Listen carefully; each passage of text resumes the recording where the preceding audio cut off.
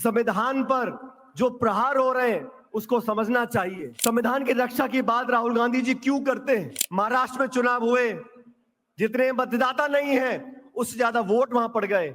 मुंबई में अटैक हुआ था तो तत्कालीन गुजरात के मुख्यमंत्री मुंबई पहुंच गए थे प्रेस कॉन्फ्रेंस करने के लिए। अभी जयपुर शहर के एक भाजपा के विधायक ने क्या तांडव रचा जयपुर शहर के अंदर। पब्लिकली उनको माफी मांगनी चाहिए भाजपा के नेताओं को। मुख्यमंत्री को बोलना चाहिए कि मैं इस बात से सहमत नहीं हूं। घर बैठे कमाए 1500 रुपए प्रतिदिन, वो भी विदाउट इन्वेस्टमेंट। बस डाउनलोड करें बैंक साथी ऐप, फ्री ट्रेनिंग लेकर कमाना शुरू करें। बैंक साथी से जुड़कर 15 लाख लोगों के सपने हुए पूरे। अब बारी है आपकी।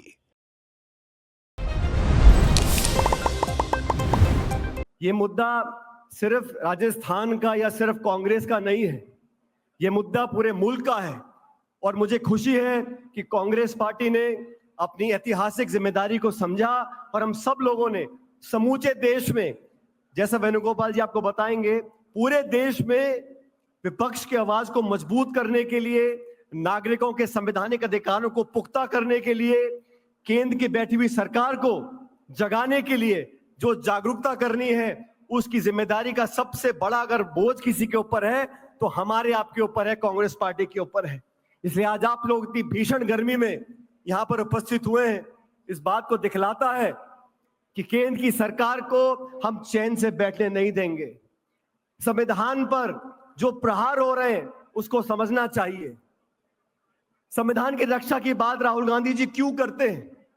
ऐसा नहीं है कि भाजपा के लोग नादान हैं, वो संविधान को फाड़ के नहीं फेंक रहे हैं, लेकिन संविधान के जो प्रावधान हैं, संवैधानिक जो संस्थाएं हैं, उनको जानबूझकर नीतिगत तरीके से खोखला करने का काम कर रहे हैं। हमारे देश में 70-75 सालों से अलग अलग सरकारें आई, हर सरकार ने संविधान के संस्थाओं को पोषित करने का काम किया, चाहे सरकारें कांग्रेस की हो, गैर कांग्रेस की हो, लेकिन पिछले 11 सालों में संस्थाओं को खोखला करने का काम किया है। निर्वाचन आयोग, जिसको निष्पक्ष होना चाहिए और निष्पक्ष दिखना चाहिए, महाराष्ट्र में चुनाव हुए, जितने मतदाता नहीं है उससे ज्यादा वोट वहां पड़ गए। मुख्य निर्वाचन आयोग का चयन कैसे होता था? 3 लोग चयन करते थे, प्रधानमंत्री, नेता प्रतिपक्ष और चीफ जस्टिस ऑफ इंडिया। संशोधन लेकर आ गए, चीफ जस्टिस को हटा दिया, अब प्रधानमंत्री, मंत्री और नेता प्रतिपक्ष, 3 लोग में से 2 का बहुमत होगा, जिस मर्जी को आप निर्वाचन आयोग का अधिकारी बना सकते हो, अध्यक्ष बना सकते हो। तो संस्थाओं को जानबूझकर कमजोर करने का काम किया जा रहा है। इसलिए हमें आह्वान करना पड़ेगा, राजनीति से ऊपर उठकर तमाम विपक्ष के दल एकजुट हो चुके हैं और हम कांग्रेस के लोगों की ये जिम्मेदारी बनती है कि सबसे अग्रिम पंक्ति पे खड़े होकर हमें अपने संविधान की रक्षा करनी है। मैं धन्यवाद देना चाहता हूं खड़गे जी आपका और राहुल गांधी जी का कि 2025 का जो साल है, ये पूरा साल संगठन को समर्पित किया है। पूरे देश भर में मंडल, ब्लॉक, जिला, प्रदेश, हर कार्यकर्ता तक हमको पहुंचना है, नियुक्तियां करनी है, प्रशिक्षण करना है और दिशा में जूली जी और डोटासरा जी ने जो राजस्थान में काम किया है, उसके लिए मैं आपको धन्यवाद देना चाहता हूं। आज पूरे प्रदेश में कांग्रेस पार्टी जाबाज की तरह लड़ने को तैयार है। अभी जितेंद्र सिंह जी बोल रहे थे, जो आतंकी हमला पुलवामा में हुआ वो देश पर प्रहार है, ये जाति धर्म बिरादरी की बात नहीं है। और आप सबको याद होगा, मुंबई में अटैक हुआ था तो तत्कालीन गुजरात के मुख्यमंत्री मुंबई पहुंच गए थे प्रेस कॉन्फ्रेंस करने के लिए।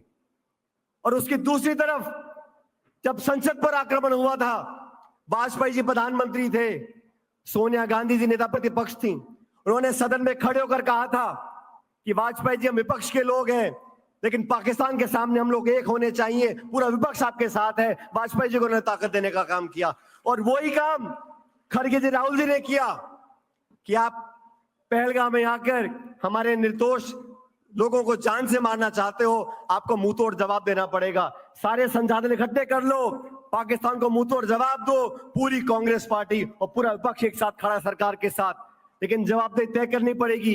ये चूक क्यों हो रही है, किसकी निगरानी में हो रही है, कौन जिम्मेदार है, इन सबके जवाब को मिलने चाहिए। इस नाजुक मौके पर पूरा देश आज एकजुटता से खड़ा है, लेकिन जो आतंकवादी चाहते हैं, जो पाकिस्तान चाहता है, कि धर्म मजहब के नाम पर इस देश को बांटा जाए, उससे हमें सावधान रहना पड़ेगा। और ये जिम्मेदारी भाजपा नहीं निभाएगी, ये जिम्मेदारी कांग्रेस को निभानी पड़ेगी, आप लोगों को निभानी पड़ेगी। अभी जयपुर शहर के एक भाजपा के विधायक ने क्या तांडव रचा जयपुर शहर के अंदर। पब्लिकली उनको माफी मांगनी चाहिए भाजपा के नेताओं को, मुख्यमंत्री को बोलना चाहिए कि मैं इस बात से सहमत नहीं हूं। अलग अलग नेता अलग अलग बातें बोलते हैं। आज इस मंच पर खरगे वेणुगोपाल जी आए, आपको संदेश देंगे। मैं तो उतना ही कहना चाहता हूं कि कांग्रेस का कार्यकर्ता एकजुटता से अगर संघर्ष करेगा तो 3.5 साल के बाद यहां पर कांग्रेस की सरकार बनेगी और 36 कौमों को लेकर आगे बढ़ने का काम हम लोग करेंगे। आप सब यहां पर आए, मुझे बोलने का मौका दिया, और एक बार पुनः खरगे जी आपका, वेणुगोपाल जी, मैं पुनः स्वागत करते हुए अपनी बात को समाप्त करता हूं। बहुत बहुत शुक्रिया। राम राम साहब।